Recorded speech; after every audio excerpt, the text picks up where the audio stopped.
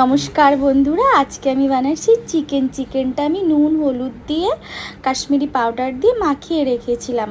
এখন আমার কড়াইটা গরম হয়ে গেছে, দিয়ে দিয়েছি তেল। তেল গরম হওয়ার পরে আলুটা নুন হলুদ দিয়ে ভেজে নিয়েছি। আলুটা আমার লাল লাল করে ভেজে নিয়ে এখন আমি উঠিয়ে দিয়েছি আলুটা। তারপরে তেলের উপরে দিয়ে দিলাম গোটা গরম মশলা, জিরা, গোটা গরম মশলা, তেজপাতা। তারপরে আছে পেঁয়াজ, রসুন, আদা, কাঁচা লঙ্কা বাটার পরে তারপরে ধনের গুঁড়ো, জিরের গুঁড়ো, হলদি গুঁড়ো দিয়ে দিলাম। দেওয়ার পরে মশলাটা ভালো করে কষিয়ে নেব। কষানোর পর আমি চিকেনটা ছেড়ে দেব। এখন এই যে চিকেনটা ছেড়ে দিলাম।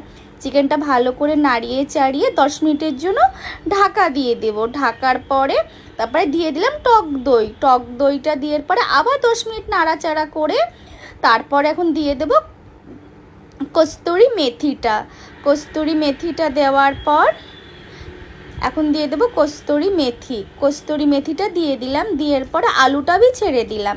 তারপরে ভালো করে কষিয়ে টষিয়ে নিয়ে তারপরে গরম জল মাংসতে এখন আমি দিয়ে দেব। গরম জল মাংসতে দেওয়ার পরে একটুখানি ফোটানোর পর 5 মিনিট একটুখানি ফুটে যাবে। তারপর আমি দিয়ে দেব গরম মশলা আর ঘি দিয়ে দেব।